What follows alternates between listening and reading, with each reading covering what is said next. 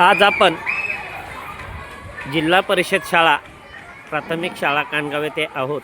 अपंग दिन हा साजरा करत असताना अपंग संघटनेच्या माध्यमातून शहाजी बदरगे यांनी व त्यांच्या संघटनेनी सर्व शालेय विद्यार्थ्यांसाठी अतिशय महत्त्वाचे परीक्षेसाठी आवश्यक असणारे जे पॅड आहे हे वाटप आज अपंग दिनानिमित्त करून एक आदर्श हा निर्माण केलेला आहे. त्यानिमित्त आपण कानगाव या शाळेचे भव्य पटांगण व शिक्षण संस्थेमध्ये आपण आहोत.